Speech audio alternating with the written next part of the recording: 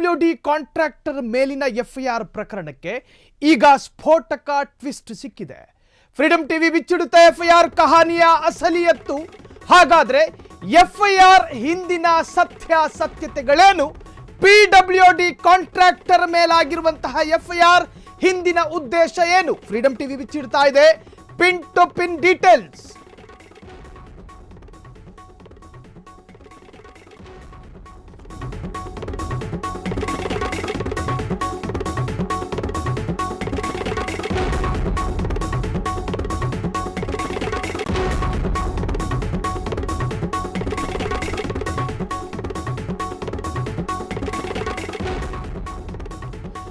PWD contractor ಮೇಲಿನ FIR ಪ್ರಕರಣ ಸಂಚಲನ ಮೂಡಿಸಿತ್ತು. ಆದರೆ ಆ FIR ಪ್ರಕರಣಕ್ಕೆ ಈಗೊಂದು ತಿರುವು ಸಿಕ್ಕಿದೆ.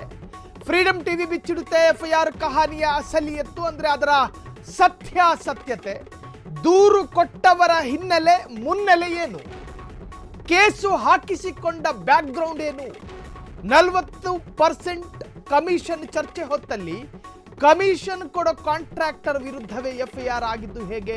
ನೋಡಿ, ಇದು ಗಮನಿಸಬೇಕಾದಂಥ ವಿಚಾರ. 40% ಕಮಿಷನ್ ಚರ್ಚೆ ಹೊತ್ತಲ್ಲಿ ಕಮಿಷನ್ ಕೊಡೋ ಕಾಂಟ್ರಾಕ್ಟರ್ಗಳ ಮೇಲೆ ಅವರ ವಿರುದ್ಧವೇ FIR ಆಗುತ್ತೆ. ದೂರು ಕೊಡುವ ಮೊದಲು ನಡೆದ ಬೆಳವಣಿಗೆಗಳೇನು? ಫ್ರೀಡಂ ಟಿವಿ ಬಿಚ್ಚಿಡುತ್ತೆ ನೌಕರಶಾಹಿ ಪಿತೂರಿಯ ಅಸಲಿ ಸ್ಟೋರಿಯನ್ನ. ನಮ್ಮ ಎಪಿಸೋಡ್ಗಳನ್ನು ನೋಡಿದರೆ ಬಿಜೆಪಿಗರಿಗೆ ಸಂತೋಷ ಆಗುತ್ತೆ. ರಾಜ್ಯದ ಬಿಜೆಪಿ ಮುಖಂಡರು, ರಾಜ್ಯದ ಬಿಜೆಪಿ ಶಾಸಕರು ಮತ್ತು ರಾಜ್ಯದ ಕೇಸರಿ ಕಲಿಗಳಿಗೆ ಇದು ಒಂಥರ ಸಂತೋಷ ಕೊಡುವಂತಹ ಸುದ್ದಿ. ಲೋಕೋಪಯೋಗಿ ಮಂತ್ರಿಗೆ ಶಾಕ್ ಆಗುತ್ತೆ. ಆ ಮಂತ್ರಿ ಹೆಸರನ್ನು ಕೂಡ ಪ್ರತ್ಯೇಕವಾಗಿ ಹೇಳಿಬಿಡ್ತೀನಿ. ಸತೀಶ್ ಜಾರಕಿಹೊಳಿ ಸಾಹೇಬ್ರಿಗೂ ಕೂಡ ಇದು ಶಾಕ್ ಆಗುವಂತಹ ಒಂದು ಸುದ್ದಿ. ರಾಜ್ಯದ ಕಾಂಟ್ರಾಕ್ಟರ್ಗಳಿಗೆ ಆಕ್ರೋಶ ಉಕ್ಕುತ್ತೆ. ಹಾಗಾದ್ರೆ ಏನು? PWD ಕಾಂಟ್ರಾಕ್ಟರ್ ಮೇಲಿನ FIR ಪ್ರಕರಣ ಬೇರೆ ಬೇರೆ ಮಜಲುಗಳಲ್ಲಿ ಸಾಕ್ತಾ ಇತ್ತು, ಬೇರೆ ಬೇರೆ ತಿರುವುಗಳಲ್ಲಿ ಅದು ಚರ್ಚೆಗಳಾಗ್ತಾ ಇತ್ತು. ದೂರು ಕೊಟ್ಟವರ ಹಿನ್ನೆಲೆ ಮತ್ತು ಮುನ್ನೆಲೆ ಏನು? ದೂರು ಕೊಟ್ಟವನು ಸಾಚಾನೋ, ದೂರು ಕೊಡಲ್ಪಟ್ಟವನು ಅಥವಾ ಅದ ಯಾರ ಮೇಲೆ ದೂರ ಆಗಿದೆಯೋ ಅವರು ಸಾಚಾರೋ, ಇಲ್ಲಿ ಯಾರು ಸಂಭಾವಿತರು, ಯಾರು ಸಾಚಾಗಳು, ಎಲ್ಲವನ್ನು ಕೂಡ ನಿಮ್ಮ ಫ್ರೀಡಂ ಟಿವಿ ಬಿಚ್ಚಿಡುವಂತಹ ಪ್ರಯತ್ನ. ಅಂದರೆ ಸತ್ಯಾಸತ್ಯತೆಗಳು, ಈ ವಿಚಾರದಲ್ಲಿನ ಆಳ ಅಗಲದ ಕೆಲ ಸೀಕ್ರೆಟ್ಗಳನ್ನು ಹೇಳಲೇಬೇಕಾಗುತ್ತೆ. ರಾಜ್ಯದ ಕಾಂಟ್ರಾಕ್ಟರ್ಗಳಿಗೆ ಆಕ್ರೋಶ ಉಕ್ಕುವಂತಹ ಸುದ್ದಿ ಇದು. ಲೋಕೋಪಯೋಗಿ ಮಂತ್ರಿಗೆ ಶಾಕ್ ಆಗುತ್ತೆ. ಜನವರಿ 10ನೇ ತಾರೀಕು ಗುತ್ತಿಗೆದಾರ ಸಂಗಮೇಶ್ ವಿರುದ್ಧ ವಿಧಾನಸೌಧ ಠಾಣೆಯಲ್ಲಿ ದೂರು ದಾಖಲಾಗಿತ್ತು. AEE ಪೂರ್ಣಿಮಾ ಎಂಬುವವರಿಂದ ದೂರು. ಗುತ್ತಿಗೆದಾರರು ನನ್ನ ಕಡೆಗೆ ಬೆರಳು ತೋರಿಸಿ ನನ್ನ ಕರ್ತವ್ಯಕ್ಕೆ ಅಡ್ಡಿಪಡಿಸಿದ್ರು ಎನ್ನುವಂತಹದ್ದು ದೂರಲ್ಲಿ ಉಲ್ಲೇಖ. ನಾನು ಮಹಿಳೆ ಎಂದು ಅರಿಯದೆ ನನ್ನ ಘನತೆಗೆ ಕುಂದು ಬರುವಂತೆ ಏಕವಚನದಲ್ಲಿ ಮಾತನಾಡಿದ್ರು. ಏರು ಧ್ವನಿಯಲ್ಲಿ ಕೂಗಾಡಿದ ಸಂಗಮೇಶ್ ವಿರುದ್ಧ ಕ್ರಮ ಕೈಗೊಳ್ಳಿ ಎಂದು ದೂರು ದಾಖಲಾಗಿತ್ತು. ದೂರಿನ ಮೇರೆಗೆ ಪೊಲೀಸರಿಂದ FIR ಆಗಿತ್ತು. FIR ಕೂಡ ದಾಖಲು ಮಾಡಿದ್ರು. ಈ FIR ಪ್ರಕರಣಕ್ಕೆ ಸ್ಫೋಟಕ ಟ್ವಿಸ್ಟ್ ಒಂದು ಸಿಕ್ಕಿದೆ. ಪೂರ್ಣಿಮಾ ದೂರು ಕೊಡುವ ಮುನ್ನಾ ದಿನವೇ, ಅರ್ಥ ಮಾಡ್ಕೊಳ್ಳಿ, ಪೂರ್ಣಿಮಾ ದೂರು ಕೊಡೋದಕ್ಕೂ ಮುನ್ನಾ ದಿನ ಪೂರ್ಣಿಮಾ ವಿರುದ್ಧ CE, AC, EE ದೂರು ನೀಡಿದ್ದ. ಕಾಮಗಾರಿ ಮುಗಿದು ಬಿಲ್ ಸಬ್ಮಿಟ್ ಮಾಡಿದ್ದರು. ಪೂರ್ಣಿಮಾ ವಿರುದ್ಧ CE, SC, EE ದೂರು ನೀಡಿದ್ದ ಕಾಂಟ್ರಾಕ್ಟರ್ ಸಂಗಮೇಶ್. ಕಾಮಗಾರಿ ಮುಗಿದು ಬಿಲ್ ಸಬ್ಮಿಟ್ ಮಾಡಿದ್ದರು. ಪೂರ್ಣಿಮಾ ಅವರು ಫೈಲ್ ಮೂವ್ ಮಾಡುತ್ತಿಲ್ಲ ಎಂದು ದೂರು. ನಾನು ಬಿಲ್ ಕೇಳಲು ಹೋದಾಗ ನೋಡಿಕೊಳ್ಳಿ ಎಂದು ಹೇಳಿದ್ದರು. ಜನವರಿ 10ನೇ ತಾರೀಕು ನೋಡಿ, ಈ ಒಂದು FIR ಪ್ರಕರಣದಲ್ಲಿ ಯಾವ ಟ್ವಿಸ್ಟ್ ಸಿಕ್ಕಿದೆ ಎನ್ನುವಂತಹದ್ದು. ಜನವರಿ 10ನೇ ತಾರೀಕು ಗುತ್ತಿಗೆದಾರ ಸಂಗಮೇಶ್ ಅಂದರೆ ಕಾಂಟ್ರಾಕ್ಟರ್ ಸಂಗಮೇಶ್ ವಿರುದ್ಧ, ಆತನ ವಿರುದ್ಧ ವಿಧಾನಸೌಧ ಪೊಲೀಸ್ ಠಾಣೆಯಲ್ಲಿ FIR ದಾಖಲಾಗುತ್ತೆ. AEE ಪೂರ್ಣಿಮಾ ಎಂಬುವವರಿಂದ ಆ ದೂರು ಬಂದಿರುವಂತಹದ್ದು.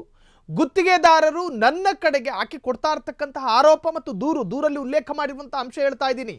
ಗುತ್ತಿಗೆದಾರರು ಅಂದರೆ ಕಾಂಟ್ರಾಕ್ಟರ್ ನನ್ನ ಕಡೆಗೆ ಬೆರಳು ತೋರಿಸಿ ನನ್ನ ಕರ್ತವ್ಯಕ್ಕೆ ಅಡ್ಡಿಪಡಿಸಿದ್ರು. ಪ್ರಮುಖವಾಗಿ ಗಮನಿಸಬೇಕಾದಂಥ ಅಂಶ ಇದು. ನಾನು ಮಹಿಳೆ ಎಂದು ಅರಿಯದೆ ಅಂದರೆ ತಿಳಿಯದೆ ನನ್ನ ಘನತೆಗೆ ಕುಂದು ಬರುವಂತೆ ಏಕವಚನದಲ್ಲಿ ಮಾತನಾಡಿದ್ರು. ಅದಾದ ಮೇಲೆ ಏರು ಧ್ವನಿಯಲ್ಲಿ ಅಂದರೆ ಗಟ್ಟಿ ಧ್ವನಿಯಲ್ಲಿ ಕೂಗಾಡಿದ ಸಂಗಮೇಶ್ ವಿರುದ್ಧ ಕ್ರಮ ಕೈಗೊಳ್ಳಬೇಕು ಎಂದು ದೂರು. ಇದಾಯ್ತಾ?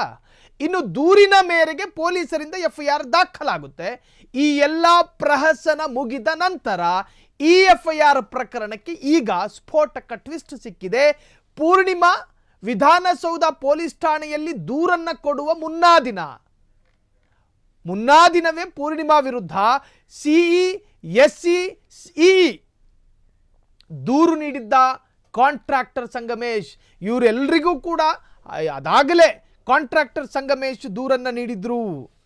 ಸೊ ಪೂರ್ಣಿಮಾ ವಿರುದ್ಧ CE, SE ಮತ್ತು E ದೂರು ನೀಡಿದ್ದ ಕಾಂಟ್ರಾಕ್ಟರ್ ಸಂಗಮೇಶ್ ಅಂದರೆ ಆಕೆಯ ವಿರುದ್ಧ ಅದಕ್ಕೆ ಮುನ್ನಾ ದಿನವೇ ಎಲ್ಲವನ್ನು ಕೂಡ ಅಂದರೆ ದೂರನ್ನು ಕೊಡಲಾಗಿತ್ತು, ಕಂಪ್ಲೇಂಟ್ ಕೊಡಲಾಗಿತ್ತು.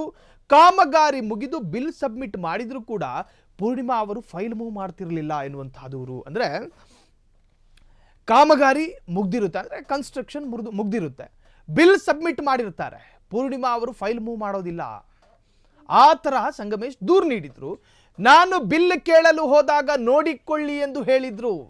ಎಸ್, ಇನ್ನು ಇದು ಪ್ರಕರಣದ ಟ್ವಿಸ್ಟ್ಗೆ ಸಂಬಂಧಪಟ್ಟ ಹಾಗೆ ಒಂದಷ್ಟು ಬ್ರೇಕಿಂಗ್ ಲಭ್ಯವಾಗ್ತಾ ಇದೆ. ನಾನು ಯಾರಿಗೂ ಲಂಚ ಕೊಡುವುದಿಲ್ಲ, ಬೇಕಾದ್ರೆ ಕೆಲಸ ಇನ್ನೊಮ್ಮೆ ಚೆಕ್ ಮಾಡಿ. ನೋಡಿ, ಒಬ್ಬ ಆತ್ಮವಿಶ್ವಾಸ ಹೆಚ್ಚಿರೋನು ಹೇಳುವಂತ ಮಾತಿದು. ನಾನು ಕ್ವಾಲಿಟಿ ಕೆಲಸ ಕೆಡಿಸಲ್ಲ, ಅಂದ್ರೆ ನಾನು ಮಾಡುವಂತ ಕೆಲಸದಲ್ಲಿ ಕ್ವಾಲಿಟಿ ಕೆಡಲ್ಲ, ಹಾಗಾಗಿ ಪರ್ಸೆಂಟೇಜ್ ಕೊಡಲ್ಲ ಎಂದಿದ್ದೆ, ಹಾಗಾಗಿಯೇ ಬಿಲ್ ಕಳಿಸುತ್ತಿಲ್ಲ ಎಂದು ಆರೋಪ ಮಾಡಿದ್ರು.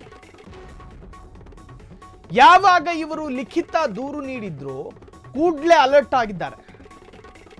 4ನೇ ತಾರೀಖಿನಂದು ಪೂರ್ಣಿಮಾ ಮತ್ತು ಸಂಗಮೇಶ್ ನಡುವೆ ವಿವಾದ ನಡೆಯುತ್ತೆ, ವಿವಾದ ನಡೆಯುತ್ತೆ, ವಾಕ್ಸಮರಗಳು ನಡೀತಾವೆ. ಆ ಘಟನೆಯನ್ನ ಮುಂದಿಟ್ಟುಕೊಂಡು ದೂರನ್ನ ಕೊಡಲಾಗಿದೆ. ಜೊತೆಗೆ ಇನ್ನೊಬ್ಬ ಇಂಜಿನಿಯರ್ ಮೂಲಕ ಸುಳ್ಳು ದೂರು ಹೊರಿಸಿರುವ ಆರೋಪವೂ ಇದೆ. ಈ ದೂರಿನ ಹಿಂದೆ ಮೇಲಾಧಿಕಾರಿಗಳ ಕೈವಾಡ ಇದೆ ಎಂದು ಸಂಗಮೇಶ್ ನೇರ ಆರೋಪವನ್ನ ಮಾಡಿದ್ದಾರೆ. ಫ್ರೀಡಂ ಟಿವಿ ಜೊತೆ ಗುತ್ತಿಗೆದಾರ ಸಂಗಮೇಶ್ ಸ್ಫೋಟಕ ಮಾತು. ದೂರಿನ ಹಿನ್ನೆಲೆಯನ್ನು ಇಂಚಿಂಚಾಗಿ ಬಿಡಿಸಿಟ್ಟ ಸಂಗಮೇಶ್, ಲಂಚ ಕೊಡದಿದ್ದಕ್ಕೆ ಹೇಗೆ ಇವರ ಮೇಲೆ ಪಿತೂರಿ ನಡೆದಿದೆ ಎಂದು ಸಂಗಮೇಶ್ ವಿವರಣೆ. ಗುತ್ತಿಗೆದಾರರ ಸಂಘದ ನಾಯಕರಾಗಿರುವಂತಹ ಸಂಗಮೇಶ್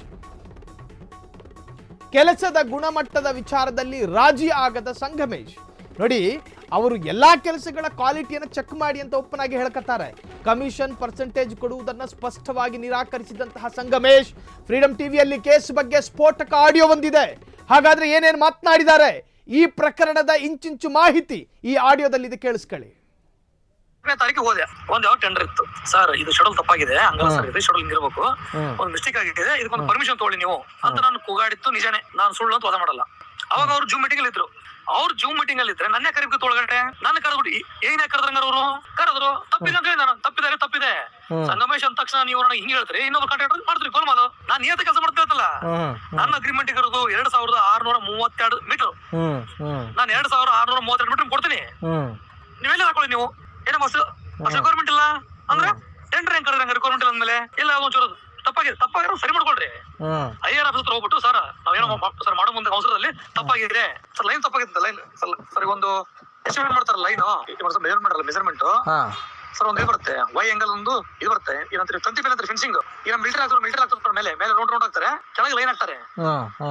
ಆ ಲೈನ್ ಹಾಕೋಗಿತ್ತು, ಆ ಲೈನ್ ಹಾಕ್ದಾನೆ ಇವ್ರು ಸುಮ್ನೆ ಅದೇ ಕಂಟಿನ್ಯೂ ಮಾಡ್ಬಿಟ್ರೆ. ಪಾಪ ಹೇಳಿದೆ, ಸರ್ ಹಂಗಲ್ಲ ಸರ್, ಇದು ಲೈನ್ ಮಿಸ್ಟೇಕ್ ಆಗೈತಿ, ಇದು ಮಾಡಿ ಅಂದ್ರೆ ಇಲ್ಲ ಹೊಸ ರಿಕ್ವೈರ್ಮೆಂಟ್ ಇದೆ ಅಂದ್ರೆ ಅದೇ ರಿಕ್ವೈರ್ಮೆಂಟ್ ನಿಮ್ಗೆ ಅಷ್ಟೇ ಇದೆ, ಅಲ್ಲಿ ಬೇಕಾಗಿರೋದು 2662 ನೀವು ಹೇಳ್ತೀರಿ, ಇಲ್ಲ ಲೈನ್ ತಪ್ಪ ಅಂತ ಹೇಳ್ತೀರಿ. ಸಂಗಮೇಶ್ ಅಂದ ತಕ್ಷಣ ಹೆಂಗ್ ಲೈನ್ ತಪ್ಪಾಯ್ತು ಅಂದ್ರೆ ನಾನು ಒದರಾಡಿ ನಿಜ, ನಾನು ಇಲ್ಲ ಅಂತ ಹೇಳಲ್ಲ, ನಾನು ಒದರಾಡಿದ್ದು ಬರೀ ಅದಕ್ಕೋಸ್ಕರ ಅಷ್ಟೇನೆ. ಆಮೇಲೆ IR ಆಫೀಸರ್ ಹತ್ರ ಬಂದು ಸಂಗಮೇಶ್ ಮಿಸ್ಟೇಕ್ ಆಗೈತಿ, ಅದೇನ ಏನ್ ಚೇಂಜ್ ಆಗೈತಿ ಅದ್ ಚೇಂಜ್ ಮಾಡೋಣ ಅಂತ ಬಿಡಿ, ಕೆಲಸ ಮಾಡಿ ಮುಗಿಸಿ ಅಂತ. ಸರಿ ಬಿಡಿ ಸರ್, ಆಯ್ತು ಮಾಡೋಣ ಅಂತ. ನೋಡಿ ಸರ್, ಕಾಂಟ್ರಾಕ್ಟರ್ ಇಂಜಿನಿಯರ್ಸ್ ಒಂದ್ ಬ್ರದರ್ ಸಿಸ್ಟರ್ಸ್ ಹಂಗಿರ್ಬೇಕು, ಒಂದು ಇಲ್ಲಿಗೊಂದು ಸಂಬಂಧ ಇರ್ಬೇಕು. ಒಂದು ಬಂಡವಾಳ ಹಾಕೋರು ನಾವು, ನೀವಲ್ಲ. ಬಂಡವಾಳ ಹಾಕಿ ಸಾಲ ಮಾಡಿ ನಮ್ಮ ಹೆಂಡ್ರನ್ನ ಒಳಗ್ ತಾಳಿಗಿಳಿ ಮಾರಿ ಮನಿ ಮಾರಿ ಮಠ ಮಾರಿ ಬರೋ ನಾವು. ನಿಮ್ ಮಂತ್ರಿ ಸ್ಯಾಲರಿ ಕೊಡ್ತಾರೆ ನಿಮ್ಗ, ನೀವು ಪ್ರೋತ್ಸಾಹ ಕೊಡ್ಕೋಯ್ತು ನಮಗ, ನೀವ್ ಅಷ್ಟ ಅಲ್ಲ, ಸರ್ಕಾರ ಪ್ರೋತ್ಸಾಹ ಕೊಡ್ಕೋಯ್ತು ನಮಗ, ನಿಮಗಲ್ಲ. ಓಕೆನಾ? ಅದನ್ನ ಬಿಟ್ಬಿಟ್ಟು ನೀವು ನಿಮ್ದು ಹೇಳ್ತಿದ್ರೆ ನಾನು ಸರಿ ಬಿಡು ಆಯ್ತು ಅಂತ ಮುಗಿಸಿದ್ರು. ಮುಗಿದಾದ್ಮೇಲೆ ನಾನು 9ನೇ ತಾರೀಕಿಗೆ ಹೆಂಗು ಬಿಲ್ ಬಗ್ಗೆ ನಾನು ಹೋಗ್ಬಿಟ್ಟು ಕೇಳಿದೆ, ಮೇಡಮ್ ಬಿಲ್ ಏನು ಬಂದಿಲ್ಲ ಅಂತ ಆಫೀಸಿಗೆ. ನನ್ನೊಂದು 15ನೇ ತಾರೀಕು ಒಂದು ಮೀಟಿಂಗ್ ಇದೆ, 15ಕ್ಕೆ ನಾನು ಮೀಟಿಂಗ್ ಕರೆದ್ರೆ ಅವರು ಸಂಗಮೇಶನ ಕೆಲಸ ಪ್ರಗತಿ ಪರಿಶೀಲನೆ ಅಂದ್ಬಿಟ್ಟು ಒಂದು ಮೀಟಿಂಗ್ ಕರೆದ್ರು. ನನಗೆ ಬೇಕಲ್ಲ ಯಾವ ಕೆಲಸಗಳು ಎಷ್ಟು ಮುಗಿದವು, ಯಾವ ಕೆಲಸ ಮುಗಿದಿಲ್ಲ ಅಂದ್ಬಿಟ್ಟು ನನಗೂ ಬೇಕಲ್ಲ ಡಾಟಾ. ಅದಕ್ಕೆ ಹೋಗ್ಬಿಟ್ಟು ಅಕೌಂಟ್ ಕೇಳಿದೆ, ಸರ್ ಇವ್ 3 ಕೆಲಸ ಮುಗಿದ ಸರ್ ಬಿಲ್ ಬಂದಿರ್ಬೇಕು ಅಂದ್ಬಿಟ್ಟು. ಇಲ್ಲ ನಿಮ್ದು ಯಾವ್ದು ಬಿಲ್ ಬಂದಿಲ್ಲ ಅಂದ್ರು. 13 ತಾರೀಕು 15 ಮೀಟಿಂಗ್ ಐತಿ, ಬಿಲ್ ಬಂದಿಲ್ಲ ಅಂದ್ರೆ ಇನ್ನೂ ಕೆಲಸ ಮಾಡಿಲ್ಲ ಅಂತ ಅರ್ಥನಾ? ಅದು ಸೀದಾ ಹೋಗ್ಬಿಟ್ಟು ಅಲ್ಲಿ ಕೇಳಿದೆ ಆಫೀಸಲ್ಲಿ, ಸರ್ ನಮ್ ಬಿಲ್ ಎಲ್ಲ ಅದಾವು ಸರ್, ಇನ್ನೂ ಹಾಕಿಲ್ಲ, SBR ಹಾಕಿಲ್ಲ, SBR ಬುಕ್ ಎಲ್ಲ ಐತಿ ಮೇಡಮ್ ಹತ್ರ ಸರ್. ಅವನು FD ಏನೋ ಅಂತ ಕ್ಲರ್ಕ್ ಗೊತ್ತಿಲ್ಲ ಸರ್, ಅದು SBR ಹಾಕಾಗ ಏನ್ ಕೊಡಿ ಸರ್ ನಮ್ಗೆ ಅಂತ, ದುಡ್ಡು ಕೊಡಿ ಸರ್ ಅಂದ್ರೆ ದುಡ್ಡು ಕೊಡಿ. ನಾನು ಕೇಳಿದೆ SBR ನಂಬರ್ ಇವತ್ತಿನ ಡೇಟಿಗೆ ಹಾಕಿ, ಗೋಲ್ಮಾಲ್ ಬಿಲ್ ಯಾಕೆ ಹಿಂದಿನ ಡೇಟಿಗೆ ಹಾಕ್ಬಿಟ್ಟು ನೀವು SBR ಕ್ಲೋಸ್ ಮಾಡಿ ಅಂತ ಸಿಟ್ಟಿಗೆ ಇದ್ದೆ ನಾನು. ಅವಾಗ ಮೇಡಮ್ ಬಂದ್ರು, ಮೇಡಮ್ ಬಿಲ್ ಇನ್ನೂ ಹೋಗಿಲ್ಲ ಅಂತ ಅಂದೆ. ಅರೇ ನನ್ನ ಜೊತೆ ಮಾತಾಡ್ತೀನಿ, ನೀವು ಅಲ್ಲಿ ಮಾತಾಡಿ, ನಿಮ್ಗೆ ಹೇಗೆ ಮಾತಾಡಿ ಅಂದ್ರು. ನನಗೆ ಇನ್ಸರ್ಟ್ ಆಯ್ತು. ಇವ್ನು ಅವನು ಬಂಡವಾಳ ಹಾಕೋರು ನಾವು ಸರ್ಕಾರಕ್ಕ, ಬಂಡವಾಳ ಕೆಲಸ ಮಾಡೋರು ನಾವು ಸರ್ಕಾರಕ್ಕ, ಎಲ್ಲಾ ಮಾಡಿ ಬಯಸ್ಕೋಬೇಕ ನಾವು. ಈಗ ಲಂಚ ಕೊಡಿದ್ರೆ ಇಷ್ಟು ಅವಮಾನ ಬೇಕು ನಮ್ಗೆ ಅಂದ್ಬಿಟ್ಟು ನಾನು ಯಾವತ್ತು ಜಾತಿ ಗೀತ ಯೂಸ್ ಮಾಡಲಿಲ್ಲ. ನಾನು ಸರ್ ಮೇಲೆ ಅಧಿಕಾರಿಗಳು ನನಗೆ ಯಕ್ಷ ಪ್ರಶ್ನೆ ಆಗಿದೆ, ನಾನು ನಿಮ್ಗೆ ಲೆಟರ್ ಕೊಟ್ಟಿ ನೋಡಿ ಸರ್, ಈ ತರ ಇದೆ ಲೆಟರ್, ನಾನು ಏನ್ ಮಾಡ್ಲಿ ಅಂದ್ ನ್ಯಾಯ ಕೊಡಿ ನನಗೆ ಅಂತ ಹೇಳ್ದ. ನಾನು ಅದಾದ ಮೇಲೆ 10ನೇ ತಾರೀಕು ಡಿಸ್ಕಸ್ ಮಾಡಿಬಿಟ್ಟು ನಾನು 4ನೇ ತಾರೀಕು ಬಂದ್ಬಿಟ್ಟು ನಾನು ಬೈದ್ಬಿಟ್ಟ, ನನಗೆ ಜೂಮ್ ಮಾಡಿ ಮೀಟಿಂಗ್ ಮಾಡ್ಬಿಟ್ಟ. ನಾನು 5, 6, 7, 8 ಎಲ್ಲಿ ಹೋಗಿದ್ರು ಆಯ್ರಪ್ಪ ಸರ್ ಈ ಲೆಟರ್ ಕೊಟ್ಟು ಅಂದ್ರೆ ಫುಲ್ ಕಂಪ್ಲೇಂಟ್ ಕೊಟ್ಬಿಟ್ಟು, ಸರ್ ಇನ್ನೊಂದು ಅಶ್ವಿನಿ ರಾಮಯ್ಯ ಕೆಲಸ ಮಾಡ್ತಾರೆ, ಅಶ್ವಿನಿ ಲಕ್ಷ್ಮೀ ರಾಯ ಅಂದ್ಬಿಟ್ಟು ಯಾವಾಗ ಮಾಡಿದ ಆಗಸ್ಟ್ ಕೊಟ್ಟಿರ್ತಾರೆ ಕೇಸ್ ಅವರು. 4ನೇ ತಾರೀಕು ಹೋದೆ, ಒಂದ್ ಯಾವ ಟೆಂಡರ್ ಇತ್ತು.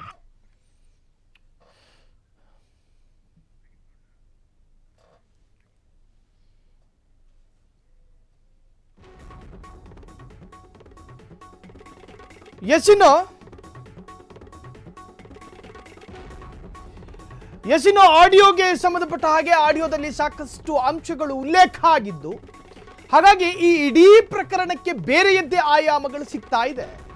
ಬೇಕೆಂದೇ ಕುಮ್ಮಕ್ಕು ಕೊಟ್ಟು FIR ಅನ್ನ ಹಾಕಿಸಿದ್ರ ಹಾಗಾದ್ರೆ ಹಿರಿಯ ಅಧಿಕಾರಿಗಳು ಎನ್ನುವಂತಹ ಅನುಮಾನಗಳು ವ್ಯಕ್ತವಾಗ್ತಾ ಇದೆ.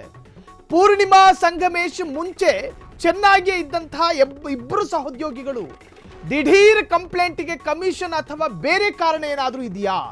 ಎಲ್ಲ ಅನುಮಾನಗಳು ಕೂಡ ಹುಟ್ಟು ಹಾಕ್ತಾ ಇದೆ. ಈ ಒಂದು ಸಂಭಾಷಣೆ ಪ್ರಕರಣ ನಿರ್ವಹಿಸುವಲ್ಲಿ ವಿಫಲರಾದ್ರ ಹಾಗಾದ್ರೆ CE ಮಂಜಪ್ಪ ಮತ್ತು EE ಪ್ರದೀಪ್ ದೇವನು. ಇದು PWD ಮಂತ್ರಿಗೂ ಮುಜುಗರ ತರುವಂತಹ ಪ್ರಯತ್ನ ಮಾಡಿದ್ರ ಅಧಿಕಾರಿಗಳು. FIR ಹಾಕಿಸಿ PWD ಮಂತ್ರಿಗೂ ಮುಜುಗರ ತಂದ್ರ ಅಧಿಕಾರಿಗಳು ಎನ್ನುವಂತಹದ್ದು ಈಗ ಸಂಶಯ ಮೂಡ್ತಾ ಇದೆ. ಈ FIR ಹಿಂದೆ ಹಲವರ ಪರ್ಸನಲ್ ಹಿತಾಸಕ್ತಿ ಇರುವ ಬಗ್ಗೆಯೂ ಕೂಡ ಮಾಹಿತಿ ಸಿಗ್ತಾ ಇರುವಂತಹದ್ದು. ನೆಕ್ಸ್ಟ್ ಎಪಿಸೋಡ್ನಲ್ಲಿ ಈ ಬಗ್ಗೆ ಸಾಕಷ್ಟು ಸ್ಫೋಟಕ ವಿಚಾರಗಳಿದ್ದಾವೆ. ಸೊ ಅದಕ್ಕೂ ಮುನ್ನ ಈ ಒಂದು ಸಂಭಾಷಣೆಯನ್ನು ಸ್ಪಷ್ಟವಾಗಿ ಗಮನಿಸಿದವರಿಗೆ ಈ ಪ್ರಕರಣದ ಒಂದಷ್ಟು ಬೇರೆ ಬೇರೆಯ ವಾಸನೆಗಳು ಬಡಿಯೋದ್ರಲ್ಲಿ ಸಂಶಯಗಳಿಲ್ಲ. ಕಮಿಷನ್ ಕೊಡೋ ಕಾಂಟ್ರಾಕ್ಟರ್ ವಿರುದ್ಧವೇ FIR ಆಗಿದ್ದು ಹೇಗೆ? ಇದನ್ನೆಲ್ಲ ಯೋಚನೆ ಮಾಡಬೇಕಾದಂಥ ವಿಚಾರ. ದೂರು ಕೊಡುವ ಮೊದಲು ನಡೆದಂತಹ ಬೆಳವಣಿಗೆಗಳ ಬಗ್ಗೆಯೂ ಕೂಡ ಒಂದಷ್ಟು ಅನುಮಾನ. PWD ಕಾಂಟ್ರಾಕ್ಟರ್ ಮೇಲಿನ FIR ಪ್ರಕರಣಕ್ಕೆ ಈಗ ಬಿಗ್ ಟ್ವಿಸ್ಟ್ ಸಿಕ್ಕಿರುವಂತಹದ್ದು. ಬೇರೆ ಬೇರೆ ಮಜಲಿನಲ್ಲಿ ಚರ್ಚೆಗಳು ಶುರುವಾಗಿದೆ. ದೂರು ಕೊಟ್ಟವರ ಮುನ್ನೆಲೆ ಏನು? ಈ ಬಗ್ಗೆ ಮತ್ತಷ್ಟು ಸ್ಫೋಟಕ ವಿಚಾರ ಮುಂದಿನ ಸಂಚಿಕೆಯಲ್ಲಿ ನಿರೀಕ್ಷಿಸಬಹುದು.